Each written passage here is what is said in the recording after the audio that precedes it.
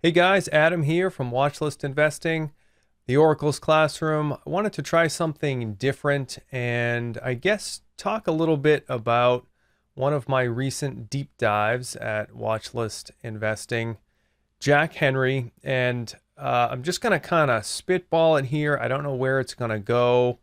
I'm going to follow my outline. My plan is to, I guess, provide some value on the company without giving away everything that my paid subscribers have paid to access.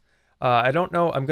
I think my intention here is to release it on YouTube, but I might take the audio and put it into podcast format. So I'm going to try to do this, I guess, explain everything in audio format, but perhaps for the YouTube video, instead of just my face here, I'll have some things on the screen. So I don't know where it's going to go, but I appreciate your feedback. If any would, good or bad, always appreciated. And we'll see where it goes.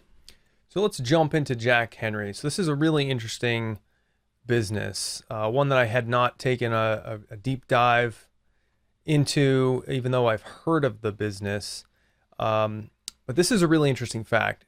So about 170 feet below solid rock in Branson, Missouri, is this fiercely guarded treasure. This treasure isn't gold or any other precious metal, but data, bank data. And unlike physical gold, this is a precious commodity that must be guarded from both physical attacks and electronic breaches. So Jack Henry is a bank core processing business, and they also have some ancillary businesses in payments and electronic processing. But it's a company that, as I've put it in my write-up, competes for the hearts and minds of bankers, almost literally. So the heart of every bank is its core. This is the engine. It powers everything that touches the bank. It holds the transaction data. It allows other programs to interact with that data, sorts it, everything from loans to deposits and everything in between connects to this core. And so it's not, the analogy that I've used is changing a bank core is like changing a heart. It's like a heart transplant. It comes at great costs in terms of dollars. There's a ton of risk.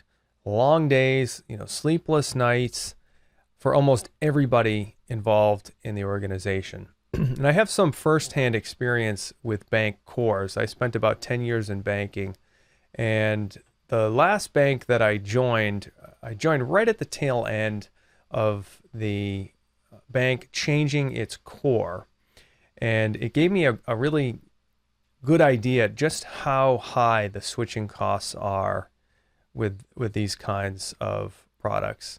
So the bank that I worked with, I won't mention the bank or the core, but the core turned out to be subpar, and it was not Jack Henry or the other two that I'll mention here. But once it became apparent that this core was not really up to snuff, and yet there was no discussion about changing it. It was exhausting work to put this core into place, and it was just simply not going to happen again. And there was contractual obligations that we had that would prevent us practically from just saying, okay, let's go back to the old core. Really what was preventing us was these high switching costs from the tremendous amount of manpower that went in to changing this core. So Jack Henry is the smallest of the three leading bank core software providers in the United States. Now its business has expanded from essentially focusing on core software to include some other bank and financial related software. It's a mature business. It earns pretty good returns on capital, but it doesn't have those outsized growth prospects that it once did. And as a result, the company pays out almost all of its earnings in the form of dividends and buybacks. Now, I admit right up front here, I feel like this deep dive took me to the edge of my circle of competence. I feel like I have a pretty good understanding of Jack Henry, but not enough to have the certainty that I would really like to be able to look out 10 years and say, okay, I know exactly what this business is going to look like in 10 years, and therefore I can pay a fair price for this business. It's something that I think if it became cheap enough, I would want to buy, and certainly would look even more closely at the time to make sure nothing had changed. So it's something that I want to add to the watch list, but it's not something that I feel comfortable paying up for, certainly not now with its current valuation. So if you're a shareholder of Jack Henry, if you know a lot about the business or the industry, I'd be very grateful for your insights. And of course, if I've missed anything here, please let me know. I really appreciate the feedback. So let's dig in. I'll start with the industry overview.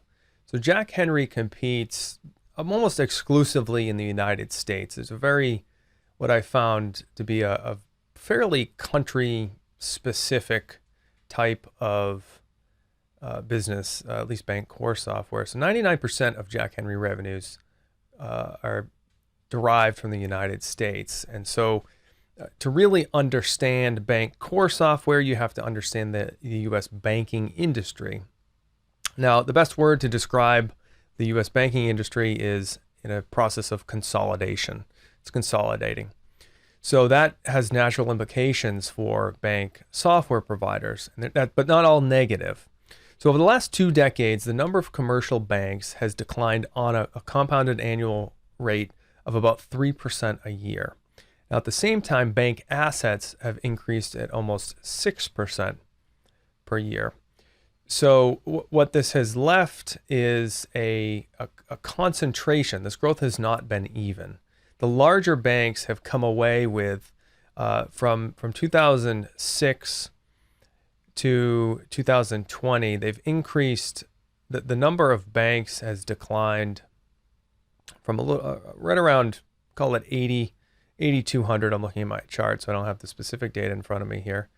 Little over in the mid 8,000 range to a little around 4,500. Now, at the same time, commercial bank assets have increased from a little over $2 trillion to over about $22 trillion. So that's a compounded rate of 6%. And so the concentration has been in the larger banks at the expense of the smaller banks. So at the end of 2020, the banks from 1 billion to 100 billion, which comprise essentially all of the banking assets in the country, comprise about 18% of the market compared to maybe 7% in 2006. The same thing is happening with credit unions. 13% of credit unions control 83% of the assets. So we really, the focus is on assets per bank. And so if you're a bank core provider, you want to be with those banks that are growing and capturing that share because it really is share of assets that matter. So the big players in bank core software are Fiserv, the ticker is FISV, Fidelity National Information Services, FIS, and Jack Henry. Now, full disclosure, I do not have an interest currently, long or short, in any of those. I'm simply looking at the industry and specifically at Jack Henry at this point to add to the watch list. So these three make up 85% of bank core processing. And I'm kind of using that term loosely. Banks, I mean commercial banks and credit unions. And unless I'm specifying, I'm using the term loosely to include both. So Jack Henry has a 23% share in banks, 48% share in credit unions. So Jack Henry is pretty much as close to a pure play as there is in bank core software. And all three have related sources of revenue. FIS, so Jack Henry, I'll just take a step back here. So Jack Henry, and I'll discuss this more in a minute, about 1/3 or about 565 million of its revenues are related to bank core software. FIS is in a ton of different business lines. It just spent in 2019 $48 billion to buy WorldPay. So that just gives you the idea of the scale of these businesses. So FIS includes in its bank core software the revenue in its banking solutions category, which makes up about six billion or about half of its revenue. So we can kind of roughly guesstimate that bank core software is maybe 5% of its total revenues. Fiserv, on the other hand, it includes core software in what it calls its fintech segment, which made up about 3 billion or 20% of its 15 billion in revenue. So we don't have really a great insight. I do have slides from a Jack Henry 2021 analyst conference that shows a $1 billion plus market for bank core software, and they've defined it as $1 billion up to 50 billion, which is roughly their target market. So we can see Fiserv has 39% of the market, FIS at 23%, and Jack Henry at 23% as well.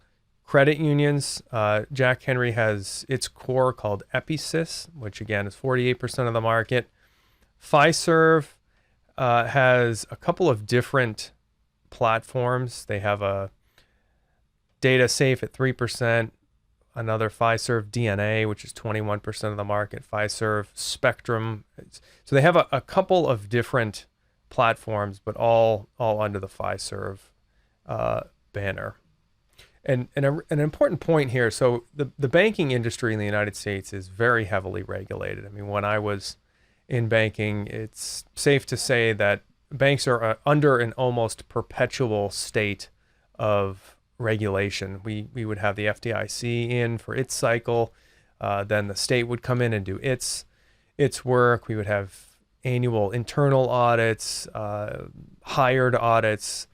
So by extension, because there's such a connection between bank core software and banking, the banking industry, in the case of Jack Henry, the FFIEC conducts annual reviews throughout the company, and it issues for Fiserv a report of examination. So there's sort of indirect regulation for bank core and related software providers.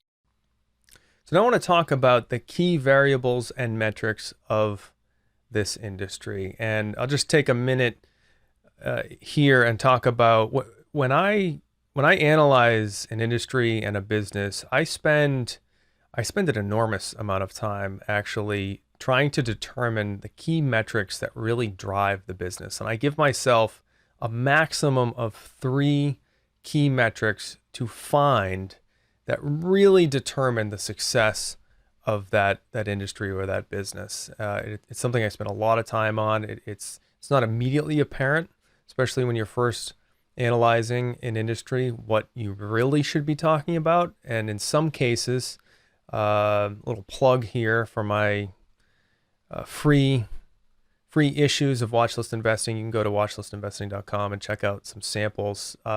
In the case of waste management, I actually created a metric that I found nowhere, but I thought was very relevant to the industry, which helped me take a look at across competitors in the business, as well as something to keep an eye on over time, just a couple of variables. So in the case, getting back to Jack Henry here, the industry analysis that we talked about earlier, it painted this picture of a steadily declining industry, U.S. banking industry. And so you would naturally think the bank core software industry would be going on the decline as well.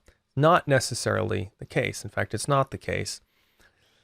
What really matters to the industry players are banking assets, is the underlying size of the banks, because whether it's an on-premise, sort of the old school, you buy the software, or it's a cloud-based account, it's all based basically on the size of the bank. So it's based on number of accounts and on transaction counts. And this is imperfect, so I didn't find exact data here, but I kind of settled on market share, processing volume, and profit margins to give me a sense for the success of the businesses in this industry. So key metric number 1, what is the company's market share in bank core software? So we have that data. Jack Henry has pretty remarkable consistency in commercial bank software. So over the past decade, it has remained at 22% of the market, and in credit unions, it's actually picked up 4 percentage points. So, there's a table that I've presented here. They don't reconcile perfectly with the data that Jack Henry provides because they use the 1 billion and over market, but the data that I have on banks and the market share show, again, with banks, remarkable 22% consistency. And for credit unions, Jack Henry has increased its share from 10% to 14%. Now, there's one important caveat here. The company cannot be going down market because this could easily be faked, if you will, if the bank, I keep saying bank, if the company started targeting smaller banks, which had that shrinking share of bank assets. But that's not the case with Jack Henry. It is actually started to focus rightly on going up market. And so we can be pretty confident that this share means that Jack Henry is doing the same or better over time. If it's gone up market and it's maintained the same share of market, and those banks have greater assets, then it therefore has greater revenue potential. The second key metric is what is the aggregate size of the underlying financial institution customer base. So this gets at that size of the underlying institution. Again, I couldn't find perfect data here. I did find in one of the presentations for Jack Henry the number of institutions that they process for, in this case 903, which is up from 786 in fiscal 18, and the assets that they process for, which in 2018 were 403 billion, which increased to 687 billion in fiscal 21. Now this includes everything. This is bank cores, it's processing, it's sort of everything in there. So it's imperfect, but tying all these things together, we can get a sense for the health of the business. What are profit margins? This is a pretty important one. Company-wide profit margins, in this case, have remained between 22 and 25% over the past decade, but a little bit of variability. They've had some projects that actually decreased their margins, which we can get into it in a minute, but they've been pretty consistent. Now, one thing that I note in this section to be aware of is this change structurally in the industry where consultants, the banks have now engaged consultants for every single deal. So not even competitive new deals when they're going out to look for a new core. This is even when there's renewals. And so CEO David Foss talks about this on the fourth quarter earnings call and says basically that consultants are there, they have to justify their role, and so they're going to pit these companies against each other. And so it's certainly a risk that I've highlighted, but it also kind of tells you something that the margins have held up despite this, and so it gives us an indication for the pricing power that these businesses seem to still have even to this day. So let's talk a little bit about Jack Henry's history. The company was started in the 1970s by its namesake, a gentleman by the name of Jack Henry, and a business partner, Jerry Hall, in Missouri. The company was the brainchild of Jack Henry, the man, who worked at a bank and oversaw data processing and saw an opportunity to bring a solution to smaller banks. And these small banks had, so the way the industry was structured, as I understand it, was banks would have this data, but they would have to then take that data and send it to the bigger banks to process. And so that was the opportunity. Fast forward 15 years, 1985, Jack Henry went public, issued 3.125 million shares, and it also entered the hardware business, and it would take IBM computers, buy them, and set them up and remarket them to its clients at a markup. 1995, future CEO Jack Prim joined the company with the acquisition of Liberty Software. In 1998, Kevin Williams joined as controller, and he later became CFO and treasurer in 2001. Future CEO David Foss joined in 1999 with the acquisition of BankTech. And in 2000, a secondary offering of 1.5 million shares is used to acquire Scimitar, which is the credit union core, and its Episys core processing product. 2002, CruiseNet is the second offering for smaller credit unions. In 2004, the company started a series of acquisitions, targeted acquisitions, to bring basically a product suite of ancillary software, adjacent software, to market. 2006, ProfitStars was launched, and this ProfitStars is the third sort of big brand that Jack Henry has. You have the core banking platform, the credit union platform, and then ProfitStars, which is this collection of ancillary products and services. In 2009, it acquired Goldleaf Financial and Pemco Technologies. 2010, iPay Technologies was acquired, which is the largest independent bill pay provider in the U.S. And in 2014, it acquired Banno.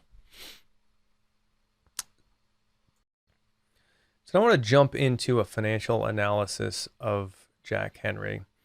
So the business of bank core software is pretty straightforward, but the nature of the business, it causes some accounting challenges.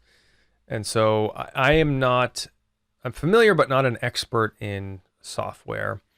And so I want to start with the income statement, the P&L, because I think that will make the balance sheet make a little bit more sense. So the way that Jack Henry presents its revenue is two ways: delivery channel and function.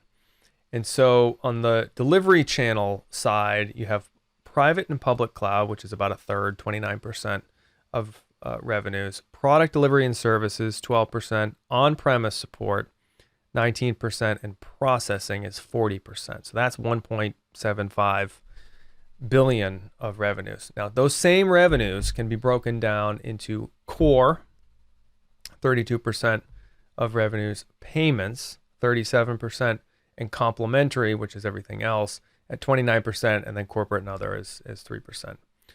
So Jack Henry, like other providers, have moved into the cloud, and about 64% of core clients are operating in their private cloud environment. The product delivery and services includes things like licenses, consulting, hardware, and deconversion fees. And I want to take a minute to talk about deconversion fees. So when a financial institution changes providers, and this is whether it just decides to, or it's acquired, which is more likely the case, it has to pay Jack Henry or its provider usually a fee to break the contract. Now, this is a double-edged sword because they get basically pure profit from these deconversion fees, but it means a loss of future revenue. So it kind of eases the sting of losing a customer by having these deconversion fees. Now, just to give you a sense of the scale of these deconversion fees, they amounted to 21 million in 2021, which was down from 54 million in 2020 because of the pandemic, which kind of slowed everything down. On-premise support, maintenance fees, annual contracts are in there. And then processing revenues provides revenues from services like payment processing, remote capture, ACH, card fees, mobile processing, and things like that. We are, and then just switching gears again to function. The bank core, pretty self-explanatory. Payments, that's pretty self-explanatory. And then complementary, it's all of those adjacent things that we talked about. ProfitStars, so at the end of 2021, ProfitStars had 6,700 non-core customers. So those are institutions not running a Jack Henry product. Talk a little bit about operating margins. The core segment, this is for 2021, core had a 56% operating margin. Payments was at 45%, and the complementary segment was at 58%. And these are all very consistent over the past 5 years that I have under examination.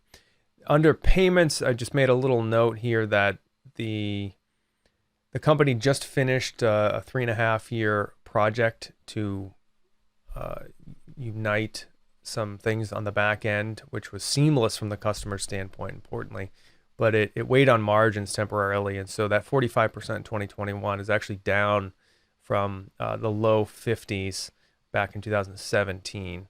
But the company would expect that to increase in future years as those costs come off the books. Most of Jack Henry's costs are personnel related. Cost of goods sold has consistently been around 60%, SG&A about 12%, and R&D has been around 6% of revenues over the past 10 years. And as noted above, the margins have been in that 20% range. So we start to get into the realm of the accounting complications. So because now with this shift to core cloud-based revenues, Jack Henry has long-term contracts, and these generally average about 7 years. Some of these costs get capitalized, and the company points to R&D plus capitalized expenditures. So R&D being on the income statement, capitalized software being put on the balance sheet, so you can pick that up on the cash flow statement. It's been about 14% of revenues recently. So let's take a look at Jack Henry's balance sheet, and I'll go through some of the important things to note with a company like this, at least as I see it. The one thing we noted in the income statement section, how the accounting can cause some things to pay attention to with a company like this. And one of them is deferred costs. So all of the sales commissions and things cash that goes out the door, in 0 euro or before to win a contract, all of that has to be amortized over the life of the contract, which 64% of their revenues are cloud-based, and those can be up to 7 years. So it's a pretty significant amount of capital. And so the deferred costs, which are monies that went out the door from a cash perspective, but not from a GAAP perspective, total about 7% of total assets. Now, offsetting that are deferred revenues, because Jack Henry is getting deposits, they're getting payments in before actually delivering these services, and those actually more than offset the deferred costs by a factor of 10%, so 17% of total assets. And when I say I'm using total assets because those are the total footings. So instead of saying total liabilities and equity, I just say total assets because it's easier. But deferred revenues are actually a liability account. And so that's a big thing to pay attention to.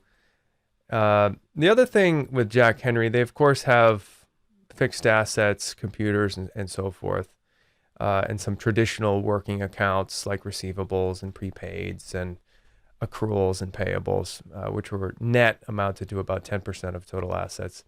But they also have intangibles, goodwill, and deferred taxes, which, not knowing this business intimately, but having studied it pretty closely, it looks to me that the intangibles and the goodwill, which represent about a third of GAAP assets, are a required asset of the company, because they've spent money for these companies that are obviously producing revenues and benefits, otherwise they wouldn't have purchased them.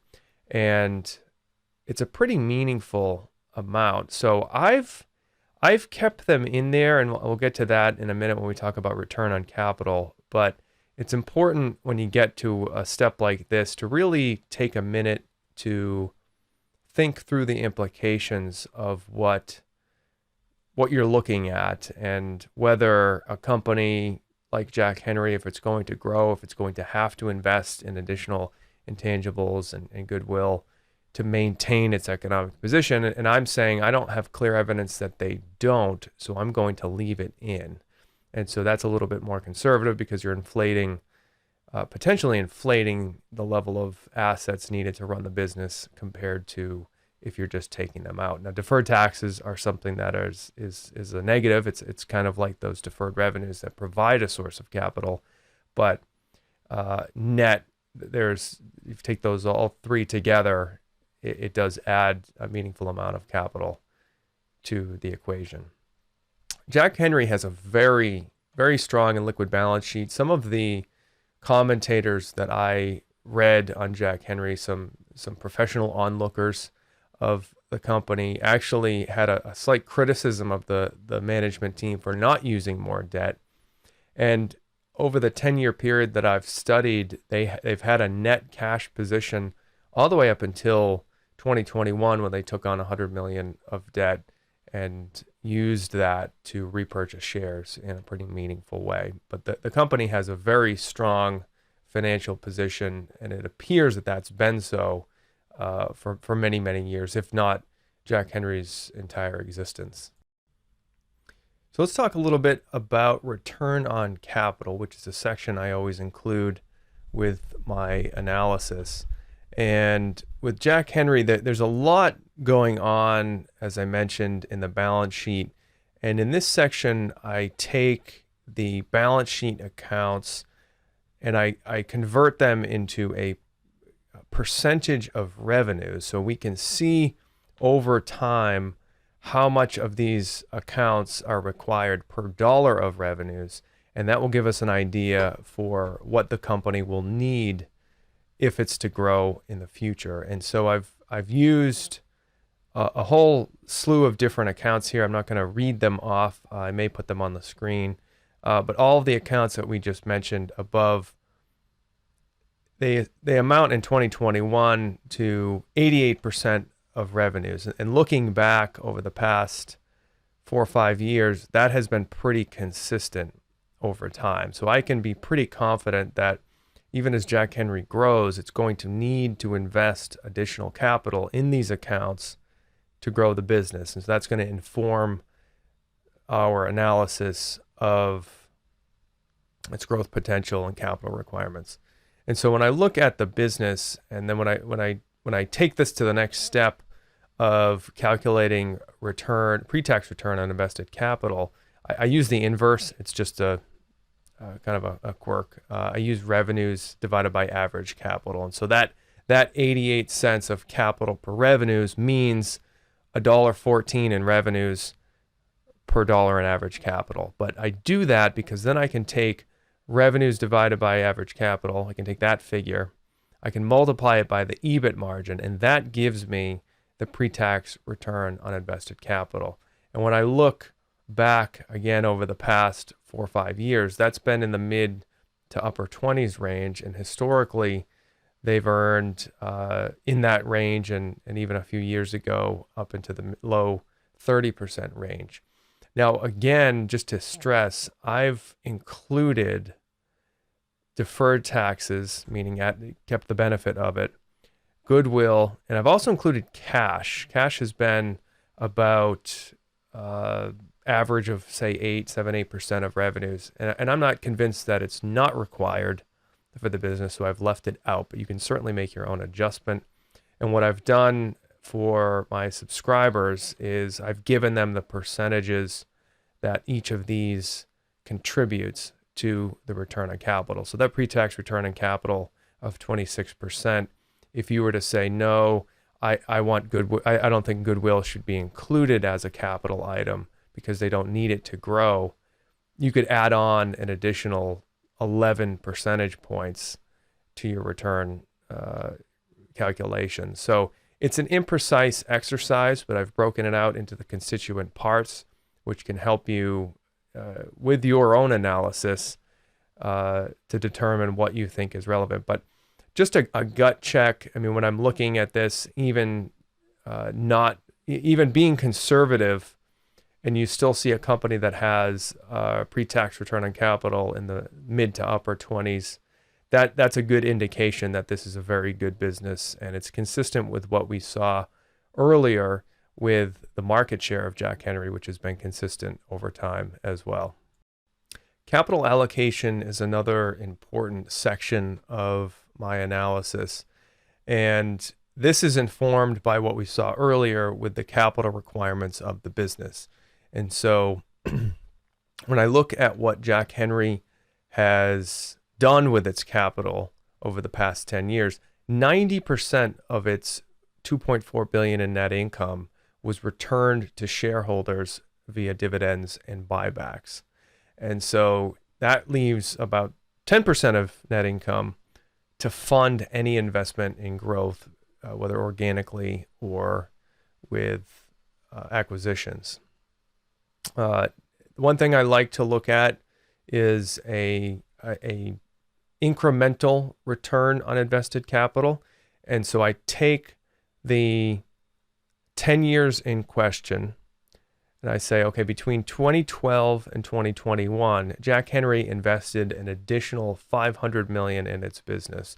That increased revenues by almost $800 million and increased EBIT by $182 million. So both of those latter two categories were about a 6% compounded annual growth rate. That incremental EBIT divided by the incremental capital invested is a return of 36%, which again is another indication not only what the returns are historically, but what they've been over a specific period of time. And you can do that on a rolling basis. I've done it on a rolling 3-year basis, and I can see that from 2019 to 21, you can see a dip in incremental returns down to 1% in 2019, but it jives with what we saw, what I read about in the project to the payments project, where they invested a significant amount in overhead to make this product easier for its customers. And so when you see these kind of things crop up in different places, they should all be consistent. You should be essentially looking at the same company with multiple angles. And so when I see a 3-year rolling incremental return in 2019 dip from 23% in 18 to 1% in 2019, it's something I'm noting, but it also reconciles with what I saw before. And I can also see that increased to 13% in 2021. Now, there's a lot that is going into this, but it's something that you can use as another tool in your toolbox when you're looking at a business. Now, over the last 10 years, Jack Henry, it had been acquiring some different businesses, but it only spent 8% of total capital allocated over the last 10 years in acquisitions, which includes a pretty big acquisition, $134 million Ensanta acquisition in fiscal 17. And Jack Henry really in this respect differs from its peers, FIS and FISV, Fiserv and FIS, in that it is less acquisitive. It has its own system. It grows it organically. Its competitors kind of bolt on other systems, and it's an interesting thing to note because even acquisitions, so FIS or anyone, if they purchase another bank core system, that core system, it had the advantages of being sticky, and they don't just say, okay, now that I own this business, you have to go to my core system. They end up actually operating a number of different separate systems because they don't want to disrupt those customers. So that was kind of a really interesting thing that I found.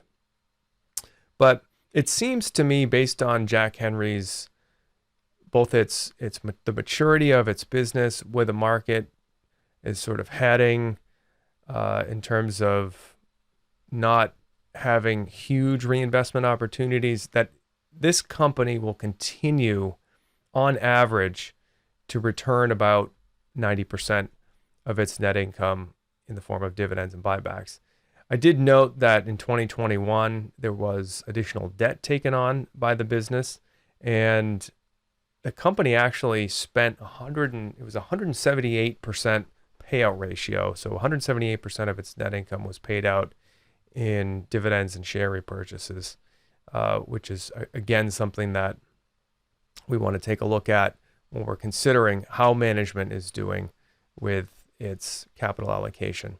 One interesting thing I sort of found almost a paradoxical statement or two things that didn't seem quite to reconcile in my mind, at least at the present moment.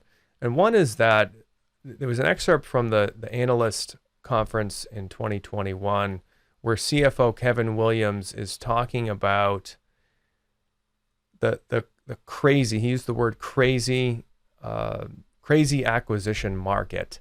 And he used that to say it's hard for us to pay up with these valuations if they're not accretive over, up to 7 years. So they seem to know that they need to pay a rational price for acquisitions. There was something else that he said as well, and that was we're going to use our excess cash to buy back shares to help drive earnings per share up. And that makes me squirm a little bit because every single buyback increases earnings per share in isolation. That action always increases earnings per share, but not all buybacks are accretive or increase shareholder per share value, and that's really what matters. So I haven't quite reconciled that. I have to, at least on the surface, I'm just coming in here looking at this business. I need to assume that they know their business a lot better than I do, and that they would know enough to buy acquisitions at a fair value, that they would not pay too high a price for their own shares just simply to increase the earnings per share. I mentioned management, so I just want to take a quick minute to talk about key executives and owners. David Foss, who's 60, is chairman, CEO, and president. He started with Jack Henry in 1999.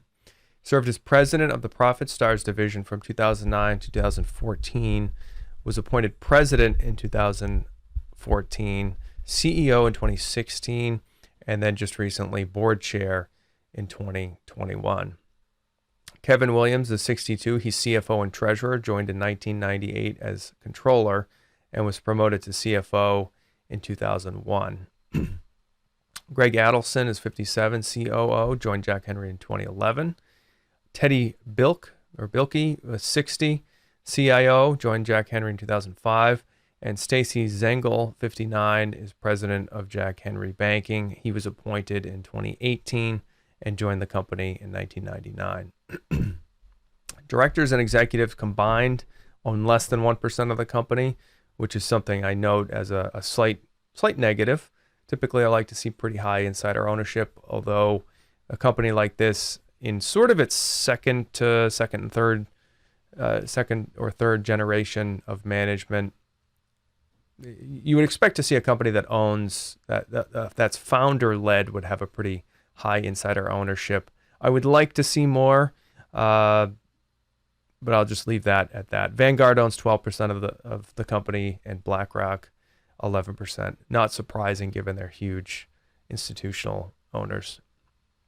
The board and management, looking at this, it seems that they're paid very handsomely. I think that's without question. I might even say richly. Directors take home about $250,000 per year in cash and stock. Foss, the CEO, is paid a base salary of $840,000. And total compensation, which includes stock, was almost $9 million.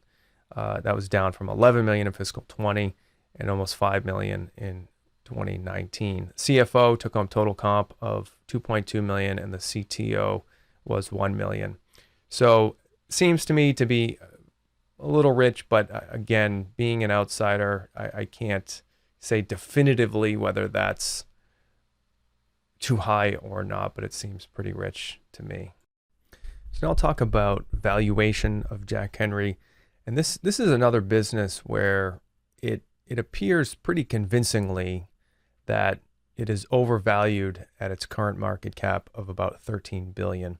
And so I kind of gut check that by taking EBIT and dividing that by the imputed enterprise value of about 13 billion. When I do that, I get, or excuse me, NOPAT, I get about 2.5%. And so if you were to buy this business and have it distribute all of its earnings at current prices, you would only get a 2.5% return. And it's made pretty easy in this case. It's actually pretty easy to do kind of a back of the envelope analysis because they're paying out 90% of their earnings. And so this is going to be pretty close to what we're going to see. Even if we went through a full analysis, you're not going to get much more than that because this business, it's not growing rapidly. So if we wanted a 10% return, the only thing really to adjust is that purchase price. So in order to get that 10% return on present payout, present NOPAT is about 3.25 billion for the business. So that kind of leaves me to believe that it's overvalued perhaps by a factor of close to 3. So the analysis that I performed earlier with the capital required for the business will tell us in the valuation section how much cash is needed for growth. So even if Jack Henry grows at a 3% GDP growth, it's going to require about 85 cents of capital to grow $1 in revenues. And so when I plug that into my model, I get that 3% growth is going to turn into 54 million of incremental revenues, which at 85 cents requires an additional 46 million of capital. So that's not going to leave any other capital available for any other growth. They can basically, according to this analysis, only grow it at GDP, and they'll have no other capital left over. Now in practice, Jack Henry can change its payout ratio. It could stop buying back shares and invest in a good project. So it's not a definitive, but it is informative in that, in using some basic assumptions and seeing what the business has historically done, we can get an idea for what the potential is for this business going forward. And so when I plug everything into my model, which I present to subscribers, I get a total return of just over 3%. So that again tells me that the stock is pretty richly priced, and absent any kind of major pricing power that I'm not factoring in, or some sort of hidden store of gold under that mountain in Missouri where their data centers are. This is a business that I'd like to buy at the right price, but it seems pretty obvious at this point that it's pretty richly valued. Talk a little bit about the risks that I saw in this business. So Jack Henry is clearly in the crosshairs of the fintech space. There's a company called Nimbus, NYMBUS. It's attempting to be a pure cloud bank core provider. So that's going to be something to watch. It seems like these incumbents have some pretty strong switching costs and pretty strong moats, but as we've seen with basically every business in existence over history, those moats aren't forever. So that's going to be something that you would have to pay attention to in looking at Jack Henry. There are two big competitors, FIS and Fiserv. They could make life pretty difficult for Jack Henry, where Jack Henry is moving up market and potentially competing with some of their larger customers, on top of the fact that there's consultants now in every deal. That could be a headwind, as could slimmer bank profits, which banks looking around for places to cut costs could say and turn on their bank core software providers and say, this is where you need to skinny down so that we can actually make a satisfactory return on capital. Vertical market risk. This is that larger bank growth that I saw or talked about earlier. And so as Jack Henry moves into that space, Fiserv and FIS probably will defend their ground pretty aggressively. And it'll be interesting to see if they resort to pricing as a means for competition or something else. That has yet to be seen in a big way. And then capital allocation, like I mentioned, management sort of appears to be almost split-minded in knowing that acquisitions, they need to make those acquisitions at the right price, and yet saying what I perceived, or at least I read, as we're going to buy back stock simply to drive up earnings per share. So that's not really a shareholder-friendly move, and it would be something that I would pay very close attention to with Jack Henry. So just to sum up here, I spent, as I always do with these deep dives, a lot of time with Jack Henry, reading its annual reports over the last 10 years, reading shareholder transcripts, the meeting transcripts, reading the competitors' annual reports, reading what others have written on the business. I still don't feel like it's a company that I really have squarely in my circle of competence. It's something that I want to pay attention to. I'm going to add it to the watch list because I think it's a business that I want to continue to have on my radar screen. But I kind of feel like the bank core software I get, that really makes sense to me. I can see that. But this whole world of payments and processing, there's so much going on, and I don't feel like I have a full handle on just how that, one, works, but also two, where is it going over the next decade? So you kind of throw everything together, and that gut check valuation that looks to indicate that the company is overvalued by a factor of 3. That it's not something that I would certainly act on today, but it's a business that I definitely want to have on my watch list. So I hope that this was interesting, informative. I hope you learned something. I hope I've added some value. And please check out watchlistinvesting.com. Subscribe to the Oracle's Classroom on YouTube. You can find me on Twitter. My handle is @BRK_student. And just continue to build your own watch list. Continue to build that roster of businesses that you want to buy at the right price. Time will generally, well, I should say almost always, brings some sort of market opportunity for someone who is patient. And so that's the whole name of the game of watchlist investing, building out a watch list of good businesses to buy at the right price. And I'm going to put a quote up here. I'll read it just in case this is just an audio format, from Charlie Munger, which is kind of the banner for my newsletter here, which is this is Charlie Munger talking now. One person said to me, "I have a list of 300 potentially attractive stocks, and I constantly watch them, waiting for just one of them to become cheap enough to buy." Well, that's a reasonable thing to do, but how many people have that kind of discipline? Not 1 in 100. So that is the kind of deep analysis, as well as the temperament and the patience to have that discipline to wait until these businesses go on sale. That's the kind of culture, attitude, and approach that I'm taking with watchlist investing. So again, I hope you enjoyed this. Please like it, share it, and I'll use your feedback to potentially do one of these next month. So thanks again for watching, listening, and we'll see you next time. Stay rational.